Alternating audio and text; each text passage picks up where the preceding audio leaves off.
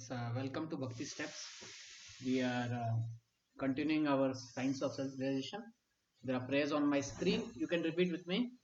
Om Ajnana Timirandasya Jnananjana Shalakaya Chakshurandritam Yena Tasmai Shri Guruve Namaha Shri Chaitanya Manobhishtam Sthapitam Yena Bhutale Swayam Rupa Kadamriyam Tadati Swapadantikam Vande Aham Shri Guru Shiktapadakamlam Shri Gurun Vaishnavamsha Shri Rupam Sagrajatam Sahagana Raghunatam Vitam Tam Sajivam साद्वैतम सावधूतम परिजन सहितम कृष्ण चैतन्य देवम श्री राधा कृष्ण पदान सहगण ललिता श्री विशाखान्वितांश हे कृष्ण करुणा सिंधु दीन बंधु जगत्पते गोपेश गोपिका कांत राधा कांत नमस्ते तप्त कांचन गौरांगी राधे वृंदावनेश्वरी विशुद्धांश्री प्रणमामि हरिप्रिय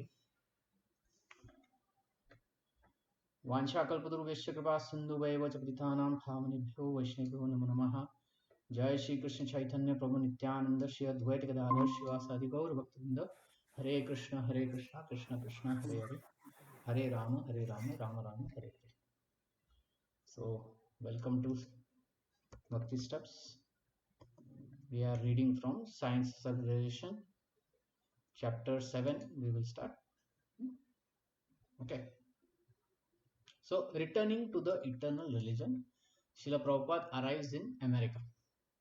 So 1965 Prabhupada traveled to America.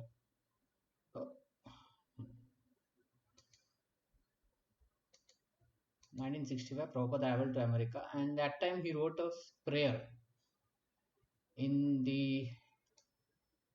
the Jaladuta, and there was some visiting book on it, and he wrote that prayer. It's a very interesting prayer. Okay, so let's read this prayer. My dear Lord Sri Krishna, you are so kind upon this useless soul, but I do not know why you have brought me here. Now you can do whatever you like with me. This is surrender, right? First of all, calling Vasal useless. Then telling Krishna, you do whatever you like. At the same time saying, I don't know why you are brought here. See, we have a problem with this statement. I don't know why you have brought me here. Let's say we go to some place. Or let's say somebody calls us. You come here, please. And when we go there and, we say, okay, why did you call me? And that person says, no reason. So, do we like that answer? No reason. I just called you like that. Do we like that answer? Not usually. Yeah. Not usually. But let's say it's our parents, they may call us. We may not get angry on them. Right? So, there is rasa in this, that he's saying, Krishna, you are my dear friend. You brought me here.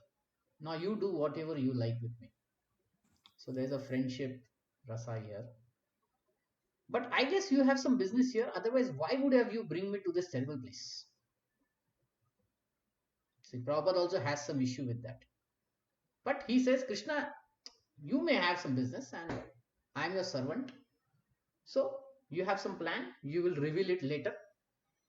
Okay. Sometimes, company people, they call us, come here to this place. And we reach that place. Till that point, we don't know what is going to be discussed. Right? But we go. Most of the population here is covered by material modes of ignorance and passion. So America, a lot of passion is there, a lot of ignorance is there. Absorbed in material life, they themselves very happy and satisfied, and therefore they have no taste for transcendental message of Vasudev. I do not know how they will be able to understand it. How they will understand Bhagavad Gita, Bhagavatam. But I know your causeless mercy can make everything possible, because you are the most expert mystic.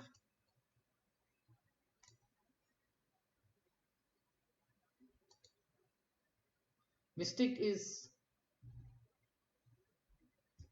who believes in spiritual apprehensions of truth that are beyond the intellect. So something which is beyond the intellect, Krishna can do that. So therefore Prabhupada says, you can do that, I know. How will they understand the mellows of devotional service? See, the word is service. They are already serving and they are getting frustrated with this company, that company, socialism, communism. And here I will talk about service to you, and it is a mellow, meaning it is very enjoyable. How will they understand? So, Krishna, I am praying for your mercy so that I'll be able to convince them about your message. See, people are conflicted with service, right? Most people don't like their boss, right? Isn't it? Yeah. Yeah, because we know it's a relationship of some exploitation, right? It's not a very congenial. So here also we may say, oh, you have to serve Krishna. So then common man may think, oh, what is the difference? I am serving my boss. My boss is cruel. You are telling now you need to serve Krishna. Krishna is also cruel, I think. So how can I convince them, right? All living entities have come under the control of illusory energy by your will. The illusory energy is what? This is me, mine. By this material advancement, I'll be happy. I will eternally live here. There is no death. These are all illusory. Illusory means false. Therefore, if you like, by your will, they can be released from the clutches of illusion. So, who can release the living entities from the clutches of illusion? Who can release? Only Krishna can do that. Okay, good. Let's say you are going to your friend's house, and at his gate it is written, "Beware of dogs." And you open the gate and you come inside. Suddenly, this huge dog comes running at you. What will you do? He'll run back. What is the best thing that you will do?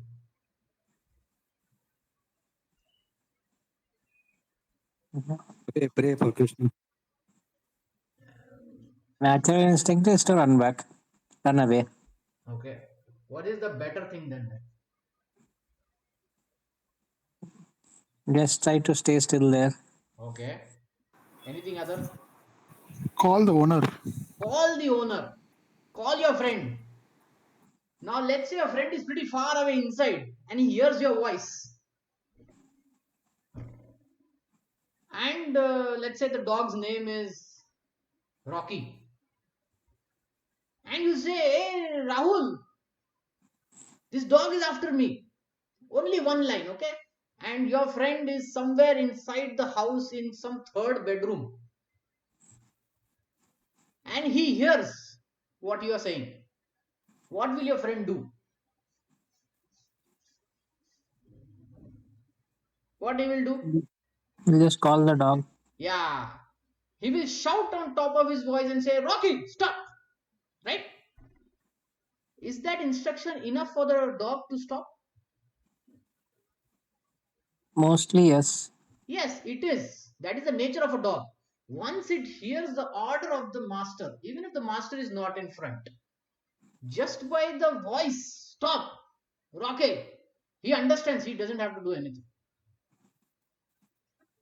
So, illusory energy is like the servant of Krishna, and only Krishna has a control over it. But when we go to Krishna, then Krishna just say her, stop it, and then we'll be released from the clutches of illusion. Where Krishna says, she is my servant.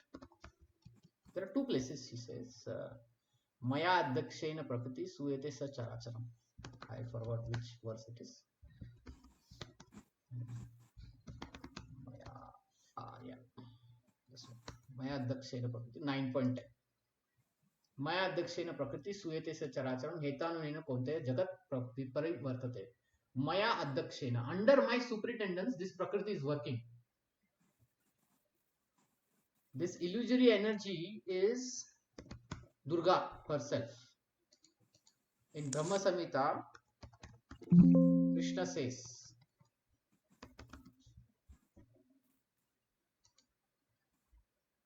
Srishti Sriti Pralaya Sadhana Shakti Reka Chayeva Yassa Bhuvanani Vibharti Durga. He uses the word Durga. Ichhana Rupam Api Yassa Chesa.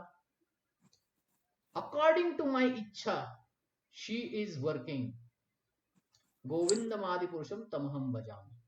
The external potency Maya. Maya is illusory energy, who is the nature of the shadow of the Chit potency, is worshipped by all people as Durga, the creating, preserving, and destroying agency of this mundane world. I adore the Sri Govinda, in accordance to whose will, whose desire, Icha, Durga conducts herself.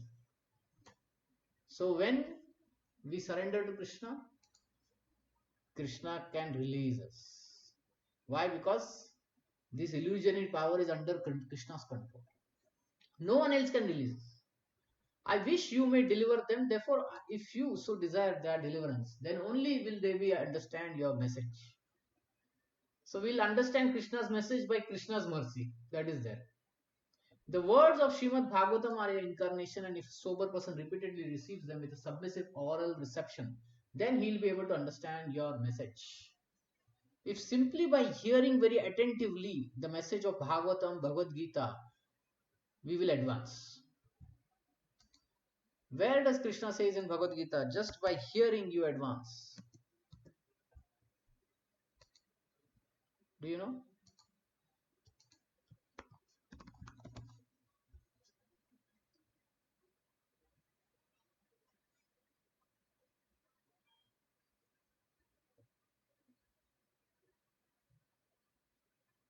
This is one place. There are two places actually.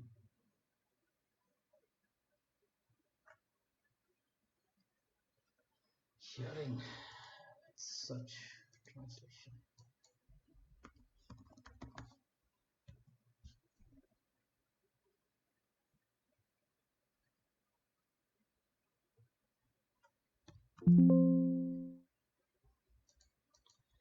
It's a very important verse.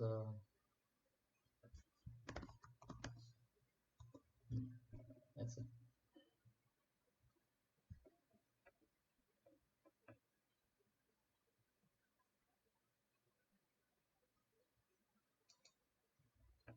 Shotradini Anye Samagama Jivatu.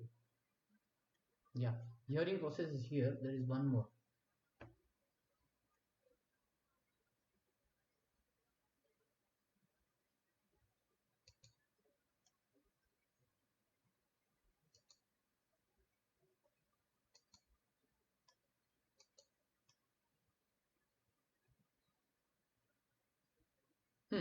This one.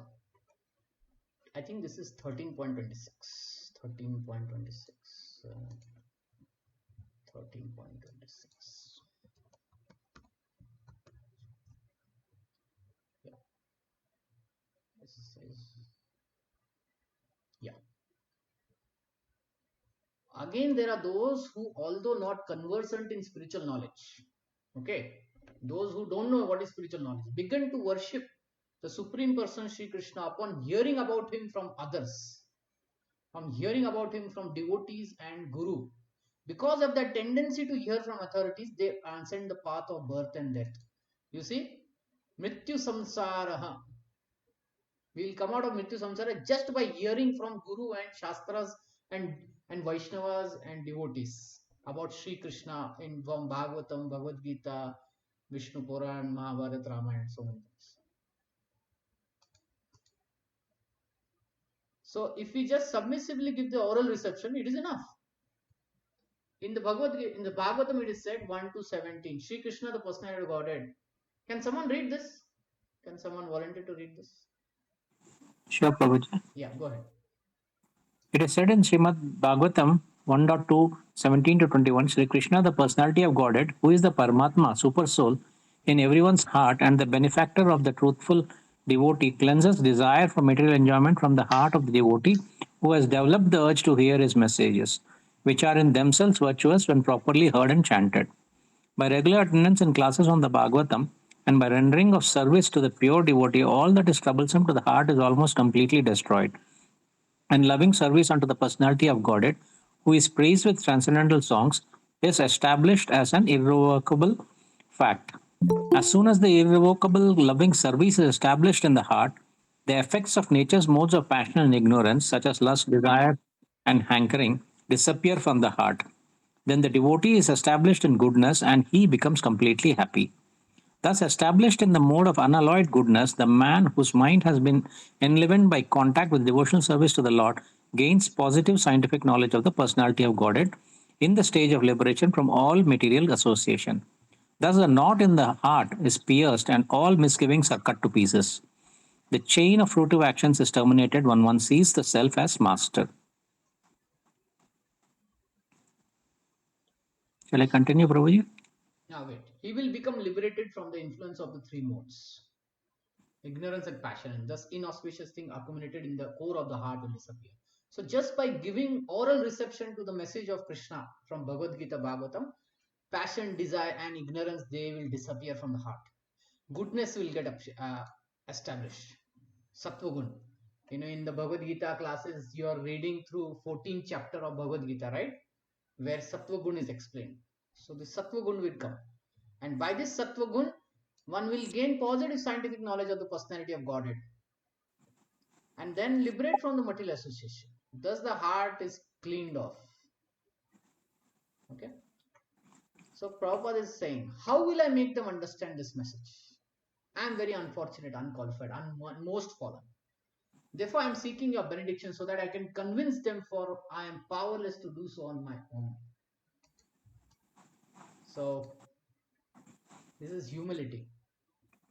Prabhupada was an empowered guru, acharya. And here, he's saying, I'm unqualified, most fallen. So he doesn't have pride. And though there are three gates to hell: lust, greed, anger. And there are more other. There is pride also. So Prabhupada is not having any pride.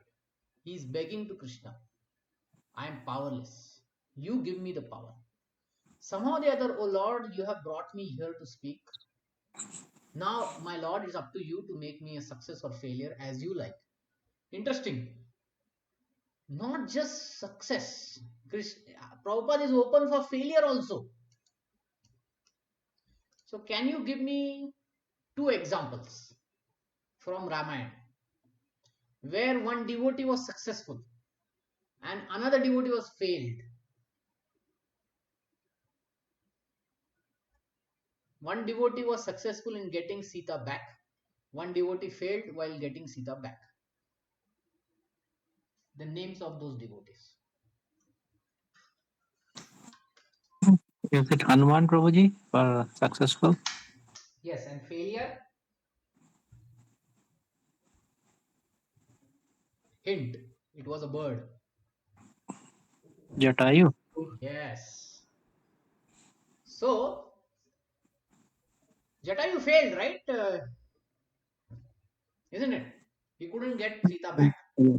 Indeed, he died. But he showed Lord Ram where he went, in which direction. Right? And who took her. So, Hanuman succeeded, Jatayu failed. How did Lord reward Hanuman for his success?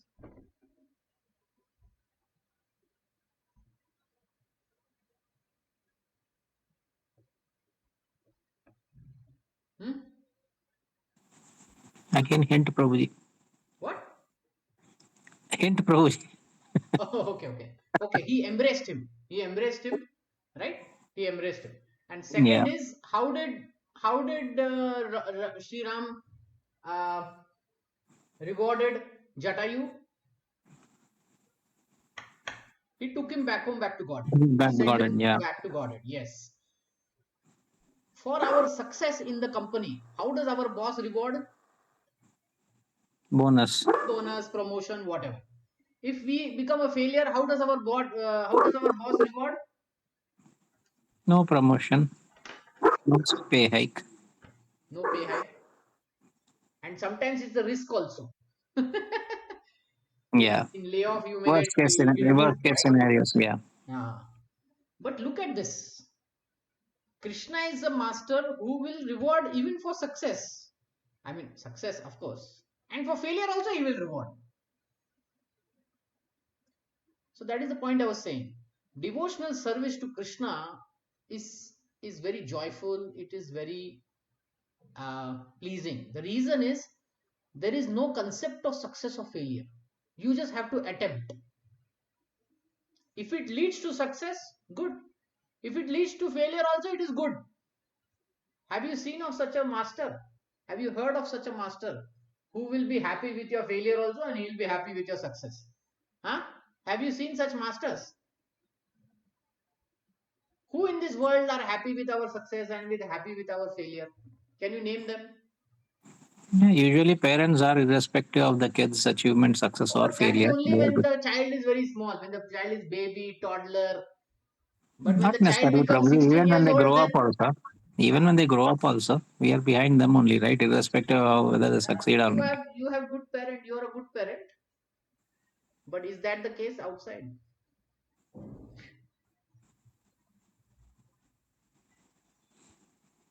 That's not the case outside, right? Okay. So in this world, what we see is duality, dvanda. In the spiritual world, it is absolute. So even if there is success, even if there is failure, there is still appreciation, love by Krishna. So he is the greatest master. Okay. Oh, spiritual master of all the worlds. Sri Krishna is the spiritual master of all the worlds. Why? Because he is speaking Bhagavad Gita. So he is the spiritual master. I can simply repeat your message. So if you like, you can make my power of speaking suitable for their understanding.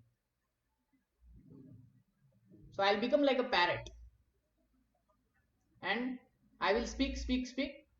You make sure that they understand. Only by your causeless mercy will my words become pure. See, my words will become pure by your mercy. I am sure that when this transcendental message penetrates the heart, they will certainly feel engladdened, happy, and become liberated from the unhappy conditions of life. Oh Lord, I am just a puppet in your hands. If you like, if you have brought me here to dance, then make me dance, make me dance. Oh Lord, make me dance as you like.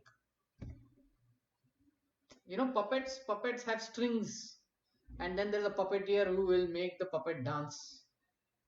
See, this is the surrender. That I am surrendering everything to you. You make me do everything. And I will not obstruct. I will do what your will. Like that. I have no devotion, nor do I have any knowledge. This is humility. Even though Prabhupada has so much devotion, so much knowledge, but he's saying, I don't. But I have a strong faith in the holy name. I have strong faith in the holy name. So Prabhupada had faith, strong faith in holy name. The holy name will rectify. It will purify the hearts. And that's how Prabhupada did his preaching also. There is a tree in New York. Under that tree, he started chanting, and few people joined. That's how Prabhupada preached. It was not a philosophical class that was working, it was chanting of the holy name. And he says, I am been designated as Bhakti Vedanta. My name is Bhakti Vedanta. Vedanta, the end of it. That end of the Vedas is Bhakti. That's my name. Can you fulfill the real purport of that? So he's telling Krishna, you fulfill the purport of that. So on the ship of Jaladuta, he wrote 18 September 1965. This very nice poem. Okay. Build your nations on spiritual platform. Srila Prabhupada gives an address at the University of Nairobi. This is in Africa. You're trying to develop yourself. So please develop spiritually, for spiritual development is sound development. Don't imitate Americans and Europeans. They are living like cats and dogs. The atomic bomb is already there, and as soon as the next war breaks, all the skyscrapers and everything else will be finished. We are at the brink of war, and our terrible neighbor is giving what? Warning on warning. We will first bomb you throw, first bomb we will throw in nuclear only. Right? Isn't it? Yes. So, so Prabhupada is saying that problem. If the next war breaks, they want to use the nuclear bomb and they want to kill each other. Hopefully, such thing doesn't happen here in India. It's the land of dharma. The adharma will be defeated. And today is the time. There are many good signs. Last year there was Ram Janmabhoomi inauguration, right? Many good things happened. Kumbh Mela happened. So this is the land of dharma. If such thing happens, right, uh, it says that dharma is going to win and adharma will fail. Do you know why in Ramayana only Ram could defeat Ravan? See, Ravana had many benedictions. No demigod can defeat, right? No Rakshasa can defeat. Only thing he thought that these men, these human beings, they are not that strong. So he didn't include them. So what happened is once he was going in his airplane and he saw this beautiful city of Ayodhya. And he said, I want to conquer this city. So he came and he fought. So at that point, the king was, there was one king, I forgot his name. This is many years before Sri Ram and before Dashrath Maharaj. Okay. So this king of Ayodhya, he lost. He was killed in this. While dying, he said to Ravana, that there will come a king in my lineage who will defeat you, Ravana, and he will kill you. So that prophecy was there in the Raghuvansha, and Shriram came in that Raghuvansha to fulfill that prophecy. So even if sometimes dharma loses, sometimes Ravana loses, but when dharma comes, when there is sunrise of that dharma, then it has to win. So there are good signs. Kumbh Mela, Ram Janmabhoomi, there are very good signs. You know, we are placed here, we are reading Bhagavatam, Bhagavad Gita, so many devotees are reading, so many sampradayas are reading Vedas. So these are all good signs. We hope dharma will win and adharma will be defeated. So ladies and gentlemen, thank you very much for kindly coming here to participate in this meeting for spreading Krishna consciousness. This Krishna conscious movement is trying to bring human society to the point where everyone's life can become successful. This pitch is very interesting, right? Krishna conscious to make your life successful. Who else uses this pitch? Can you tell me who else uses this pitch in today's world? You will become successful. Who says like that?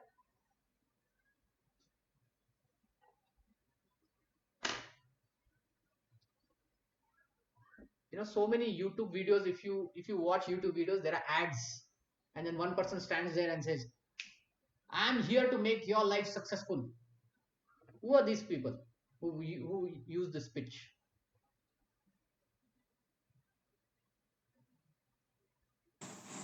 YouTube influencers. Influencers, motivators, right? Yeah. I'll make your life successful. You need to apply here, there. You need to talk in certain way. Your personality should be like this. Join my course. I'll make you successful. Same pitch Prabhupada is also making. But what is the difference between Prabhupada's pitch and these people's pitch? They are commercial pitches. Yeah, these people are only talking in terms of body. The success is only in terms of body. Bodily success, material success, right? But Yeah. Prabhupada is saying this success is the spiritual success. Okay? Yeah. The subject today is real meaning of human life. We are trying to instruct the entire world about this meaning. Okay, so I need some volunteers. Some two paragraphs you can read. So can someone read? Okay, Prabhu, I'll read. Yeah. Hare Krishna. Human life is attended after many millions of years of evolution. We should remember that there is 8,440,000 84 species, 84 lakh species of life mm, according to the Padma Purana. Life began with the aquatics, and for we can understand from Vedic literature that at the beginning of creation, the entire planet are merged in water. The material world is composed of five gross elements: earth, water, fire, air, and ether. Besides these, there are three subtle elements: mind, intelligence, and ego. Behind these curtains, this is the spirit soul, which is covered by these eight elements. This information is given in Bhagavad Gita. Human beings are not only living entities to have a spirit, to have a spirit soul. We are all spirit souls: beasts, birds, reptile, insects, trees, plants, aquatics, and so on. The spirit soul is simply covered by different dresses, just as some of you are dressed in the white clothes, some in green, some in red, etc. But we are not concerned with the dress. We are concerned with you as spirit soul. Thus, it is said in Bhagavad Gita 5.18. Vidya Vinaya Sampanne संपन्ने ब्राह्मणे गविहस्तिनि सुनि चैव स्वपाके च पंडित समदर्शिनः. The humble sages, by virtue of good knowledge, sees the equal vision in learned and and gentle Brahmana, a cow, an elephant, and dog, and the dog eater. Okay, The sage. wait. So here, basic knowledge Prabhupada is saying we are not the body, evolution of the soul. There are gross elements like that. And then he says, what is the nature of true knowledge? True knowledge means what? If somebody is really knowledgeable, what it means is he will have equal vision of learned, gentle, brahmana, cow, elephant, dog, and dog eater. How can he see all of these equally? Because all of them are souls. Yes, on the platform of soul he can see, and he can see that there is Paramatma in each of them. Yes. Anything else? Any other understanding? Everyone has its own role to play, right? That also gives a equal vision understanding. We all belong to one big family, Vasudeva Kutumbakam.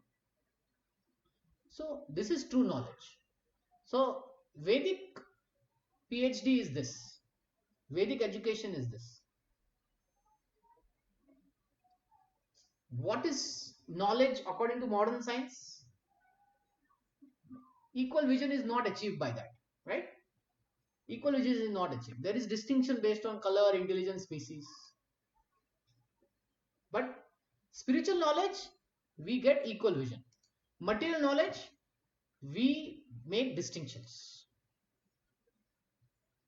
So do we need material knowledge, or we only need spiritual knowledge, or do we need both? Both. Why we need both? We To need maintain. spiritual knowledge to grow and be back to where we belong. We need material knowledge to survive and get the Yeah, two exactly. meals to survive, Yes, to we keep are the in this body world. alive. Yes, we are in this world, so we have to have both the knowledges. Now, where in Shastra it is written we need to have both the knowledge?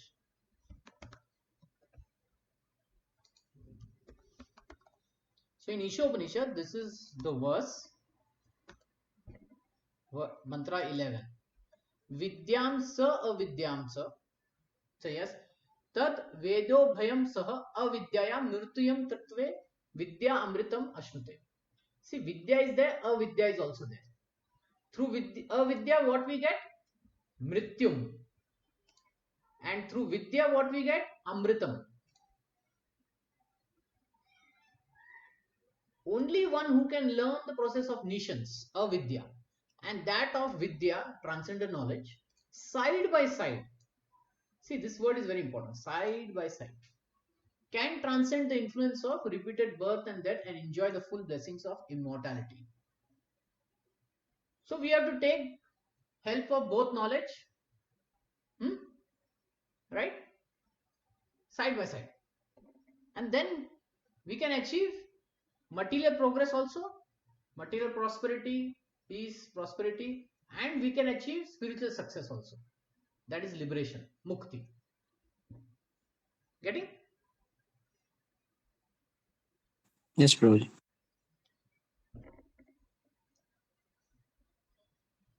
One minute.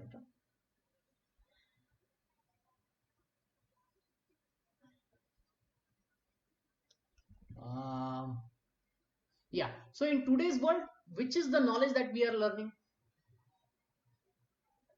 most of the time?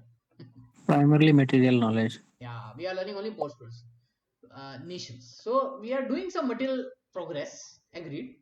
But spiritually, we are not doing any progress. So that's why we need to incorporate both of it. Vedic knowledge incorporated both.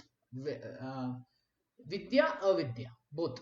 Vidyam, sa avidyam. Both knowledge were there, side by side. Sah, saath mein. The word saath mein comes from this sah only. It's simultaneously. So both should be learned simultaneously. The sage does not make any distinction on the basis of color, intelligence, or species. He sees everything as small particle or spirit soul. It is said there are innumerable particles. One minute. It is said there are innumerable particles of spiritual atoms, which are measured as 1/10 of the upper portion of the hair. So the spiritual beings, the Atma, it is measured as 1/10,000 of the upper portion of the hair. You take a smallest part of the hair, cut it 10,000 times, and that much is the size of the soul. So it's very, very small. Basically, it just says very, very small. Because we have no instrument to measure the dimensions, the small particle of soul is measured in this way. Because it is spiritual in nature, we cannot use any material scale to measure it or weigh it. In other words, the soul is so small that it is smaller than an atom. That small particle is within you, within me, within elephant. Okay, it is everywhere. However, this scientific knowledge cannot estimate the dimension of the soul, nor a doctor locate the soul within the body. Consequently, material scientists conclude that there is no soul. But that is not the fact. There is soul. The presence of soul makes difference between living body and dead body. As soon as the soul departs from the body dies. What we say when somebody dies, we say he passed away. Right? Chal base. Well, the body is still there, then who went from it? The soul went from it. Somebody may come through in a car and he may park the car and he may go somewhere for a walk, or he may take another car and go away. And then we may assume, okay, I can see his car sitting here, so maybe he's here. But no, later we come to know he went. So he went in some other car, he went away from that. So it's like that. The soul is the actual driver of this body. What is another proof that the soul is there in the body? Another proof of soul? Consciousness is there. The dead body is not aware and all that. That is there. So the soul takes new bodies. What do we call that term? Rebirth. Rebirth, reincarnations. So there are some proofs of reincarnation and all that. There are many cases. So that is also one of the proof. There is no scientific instrument to prove, but it is an inference. It is anuman. Through those case studies of reincarnation, it is done anuman that yes, it seems that there is something which goes from one body to another, because it is remembering past life. So it's a proof that something is going from one body to another after death, like that. And then the Vedic literature says that thing is soul. It is a spirit soul. It is Atma. However great scientist or philosophers one may be, he must admit that as soon as the soul departs from the body dies. It has no value and has to be thrown away. Right? Nobody wants to sit near a dead body also. We should try to understand this. The soul is valuable, not the body. The fact is, soul is transmigrating in Bhagavad Gita. Vasamsi jirnani yatha vihaya navani grinati naropanani tatha sharyani vihaya jirnani anyani samyati navani dehe. Okay. Can someone read? Yeah, Prabhuji. As a person puts on new garments, giving up old ones, similarly the soul accepts new material bodies, giving up the old and useless ones. This is a wonderful example, right? We change clothes, but we remain the same. Our identity remains the same. Yeah. When a suit becomes old, we give it up and accept another suit. Similarly, the soul is changing dresses according to desire. Because the soul is part and parcel of God, it has godly qualities. God is the supreme will, the supreme power, the supreme independent one, and we, being part and parcel of Him, have all these qualities in minute quantity. We have willing, thinking, feeling, and desiring. In the Vedas, it is stated that God is the supreme living force among all living forces, Chetanas Chetananam. He is also supplying the necessities of all living entities. We living entities are innumerable. There is no limit to our number. God, however, is one. He is also living as we are, but we are minute particles of that living force. For example, a particle of gold is the same in quality as a gold mine. If we chemically analyze the ingredients in a small drop of water, we will find all of the ingredients that are to be found in the vast ocean. In a similar way, we are one with God, being His part and parcel. This godly particle, the soul, or the living force, is transmigrating from aquatics to trees and plants, and then from trees and plants to insect life, then to reptile life, then to the bodies of birds and bees. Darwin's theory of evolution is but a partial explanation of the transmigration of the soul. Darwin has simply taken information from Vedic literature, but he has no conception of the soul. The difference is that the soul is transmigrating from aquatic life to plants and trees, then to insect life, then to bird life, then to animal life, then human life, and within human life, he moves from uncivilized life to civilized life, etc. The civilized life of a human being represents the culmination of evolution. Here is a junction. From this point, we can again slide down into the cyclic process of evolution, or we can elevate ourselves to a godly life. The choice is up to us. This is indicated in the Bhagavad Gita. This human form of life actually means developed consciousness. Therefore, we should not waste our lives like cats, dogs, and hogs. That is the injunction. Although this body is perishable like a dog's or cat's body, it is different in that one can attain the highest perfection in this life. We are part and parcel of God, but somehow or other we have fallen into this material existence. Now we have to evolve in such a way that we can go back home, back to Godhead. This is the highest perfection. There is actually another world, a spiritual world. As stated in the Bhagavad Gita 8.20, Parastasmatu bhavonyo avyakto avyaktad sanatanaha yasya sarveshu bhuteshu nastyeshu na vinashyati. Yet there is another nature which is eternal and is transcendental to this manifested and unmanifested matter. It is supreme and it is never annihilated. When all in this world is annihilated, that part remains as it is. In this material nature, everything is created. It stays for some time, produces some byproducts, dwindles, and finally vanishes. Our bodies are created at a certain moment by sexual intercourse. The semen of the father emulsifies and takes a pea form, and the living entity or soul takes shelter in that form. And because it takes shelter, it develops hands, legs, eyes, etc. This development is complete in the 7th month, and in the 9th month, the human being comes out of the womb. It is because the soul is present that the child develops. If the soul is not present, there is no development, the child is born dead. We can take this dead body and preserve it in chemicals, but it will not develop. Development means change of body. All of us have had baby bodies, but those bodies are no longer existing. The body of a baby develops into the body of a child, and that body develops into the body of a boy, and that body develops into a youth's body, which eventually turns into an old man's body. Finally, the body completely vanishes. The whole cosmic manifestation, the gigantic form of this material world, is also working according to this same process.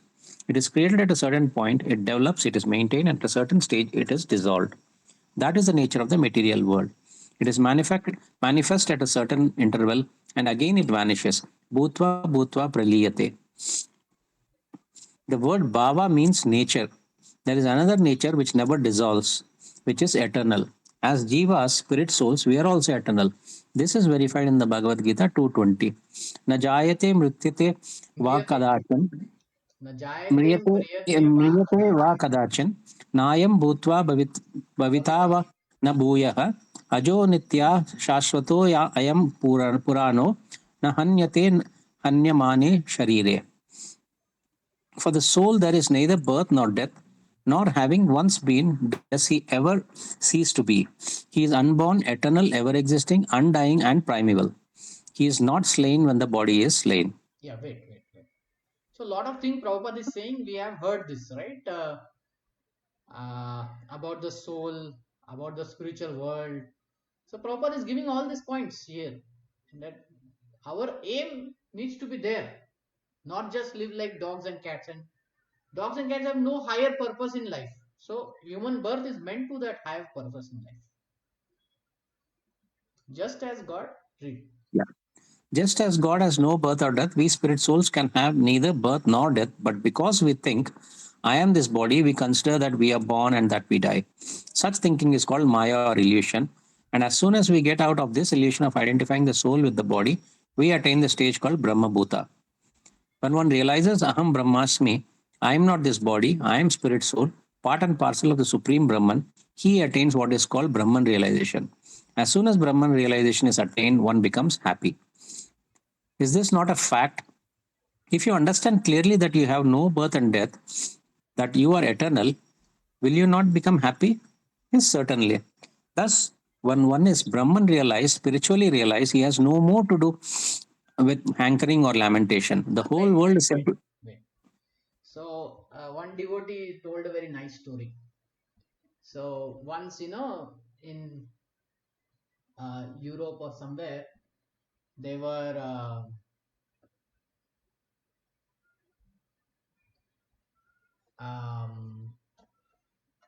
there was Rath Yatra. And in that Rath Yatra, there was a question answer booth. So devotees were there, sitting there, and they were answering questions. And then one woman came there, and she was hearing, what is getting answered. And then she heard this thing: you are not the body, but you are the soul. You are eternal. And after that, we take another body. Like this, she heard, and she became so happy. So after that, she thanked the devotee, and she said, very nice, you think you told me. So the devotee asked him, what made you so happy? So she said, for so many years, I'm trying to become thin. And somehow I'm not losing weight. I'm not able to become thin. And I'm almost give up. And your answer that I am not this body, but I am the soul has made me happy. Now I don't have to worry about this body, worry about this thing. That really my real identity is something else. So this hankering or lamentation is zero. Okay. See this point now, this hankering and lamentation, by this Yeah. realization that I am separate from the body, this hankering and lamentation goes away. Like, like let's say we are working in a company, and we are going to retire from corporate life in few months. How will be our idea? I mean, how will be our attitude? How will be our thoughts? We know that we are going to retire, right? So we are not thinking about some higher post or big salary, and we are just doing our work and finishing the last few months that are there, isn't it? Yes. So because we know we are going to retire, our hankering and lamentation, that in the corporate life we do so much of hankering and lamentation, we hanker for this position, that salary, etc., and we lament over some failure or some relationship issue or something, right? At the time of retirement, we don't care only. or even when we are leaving the company, do we care? No. Not much, right? There is not too much hankering or lamentation in that. So it's like that. So when we know our identity, our future, then we can reduce this hankering and lamentation. So the whole world is simply hankering and lamenting. You African peoples are now hankering to be Europeans, but Europeans have lost their empire. Now they are lamenting. They are no more in the top position. So in this way, one party is hankering, another party is lamenting. Similarly, this world is simply going like that only. It's a combination of hankering, lamenting. We are hankering for these things we do not possess. We are lamenting for things that we have lost. This is our material business. If we realize that we are part and parcel of Krishna, Para Brahma, and we are Brahman, then we can transcend this hankering and lamenting. Yeah. The so called universal brotherhood or unity that the United Nations is trying to achieve is possible only when you come to the spiritual platform or Brahman realization. Brahman realization is the aim of human life. One should not work like cats, dogs, and hogs. The hog is always very busy day and night trying to find stool, and when he finds it, he eats it and becomes sexually agitated and has sex without discrimination. A hog will have sex with another mother or sister or anyone else, and this is a hog's life. However, the scriptures indicate that the human form of life is not meant for working hard for sense gratification like the cats and dogs. It is meant for realizing I do not belong to this material world. I am spirit, soul, and am eternal. But somehow or other, I have fallen into this conditioned life of birth, old age, disease, and death. This human form of life is meant for making a solution to these four material miseries: birth, old age, disease, and death. That is the aim of human life. Just try to understand that human life is not meant for working very hard like hogs and then having some sense gratification and then all of a sudden dying. People who do not believe in the soul are in a most unfortunate condition. They do not know where they came from nor where they are going.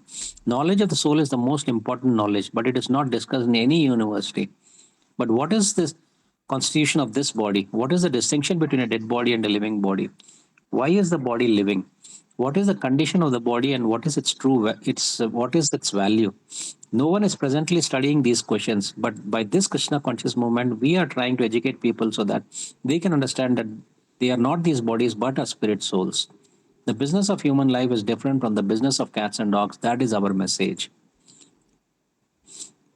As far as the soul is concerned, the evolutionary process is going on and we are struggling for existence, struggling to come to the point of eternal life.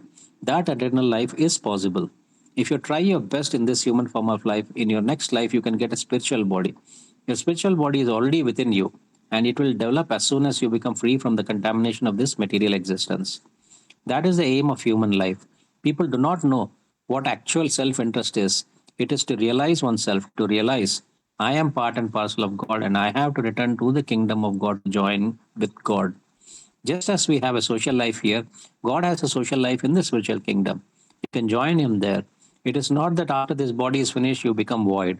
No, that is a wrong conception. In the Bhagavad Gita 2.12, Krishna told Arjuna on the battlefield of Kurukshetra, न त्व एवाहं जातु नाशं न त्वं नेमे जनाधिपाः न चैव न भविष्यामः सर्वे वयम् अतः परम्. Never was there a time when I did not exist, nor you, nor all these kings, nor in the future shall any of us cease to be. The process of attaining eternal life is very easy and yet at the same time very difficult. It is difficult because people in the beginning do not believe in the existence of transmigration of the soul. However, if we simply take the knowledge from the authorities, the process becomes very simple. Our process of Krishna consciousness is to take knowledge from Krishna, the most perfect being, and not from an ordinary being conditioned by the laws of material nature. Knowledge taken from a conditioned being is sure to be defective. What are the defects of the conditioned soul? He is sure to commit mistakes, sure to be illusioned, sure to cheat others, and sure to have imperfect senses. Wait. We cannot, yeah.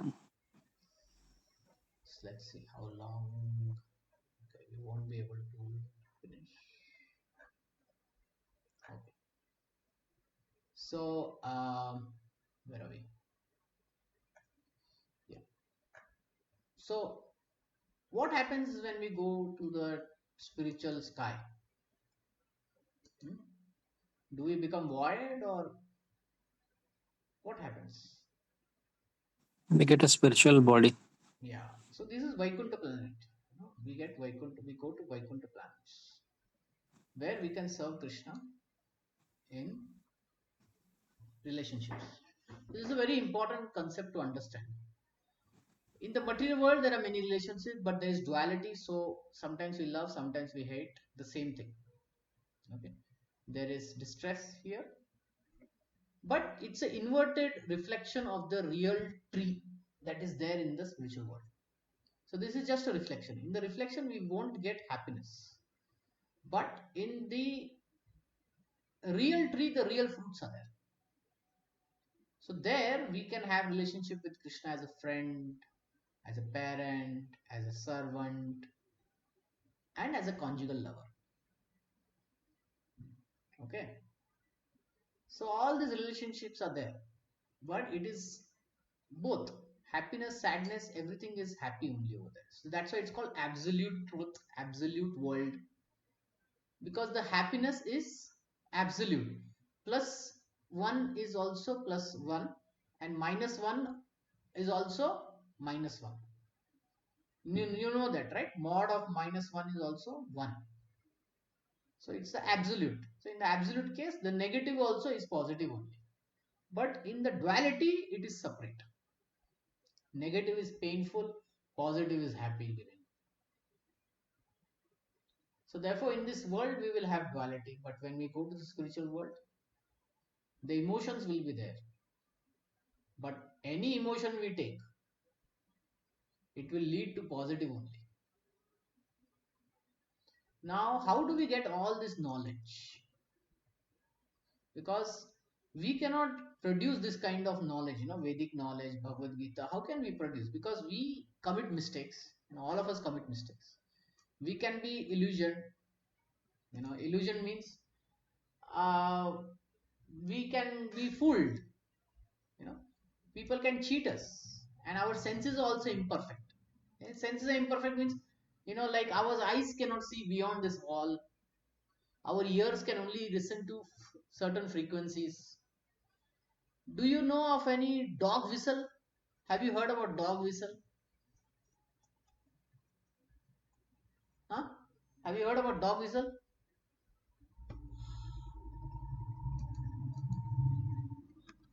Yes, Prabhuji. What kind of noise it makes?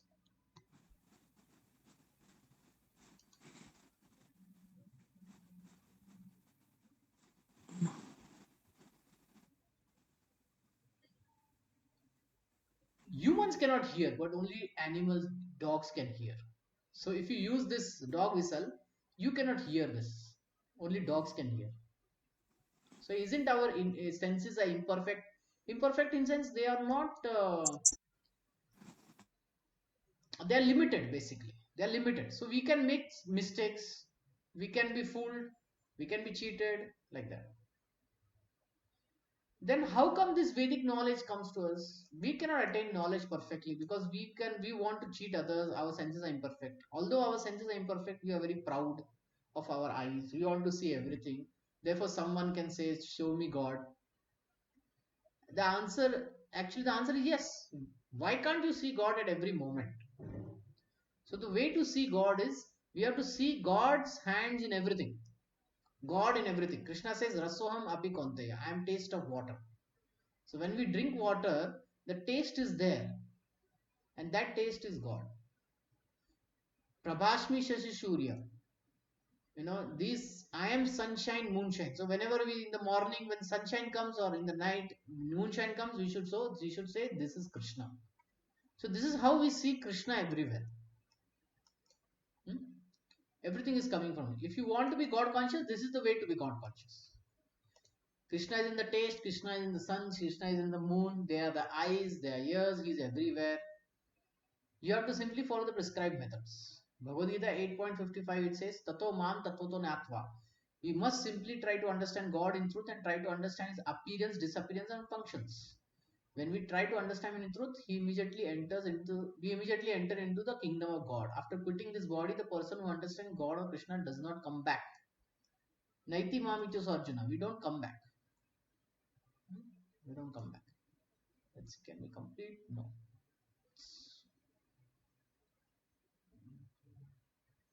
Okay. So we'll stop here. Any question or comment? Any questions or comment? No, Prabhuji. I think it's pretty clear, simple to understand. Yeah. Okay. Anyone else has any question or comment?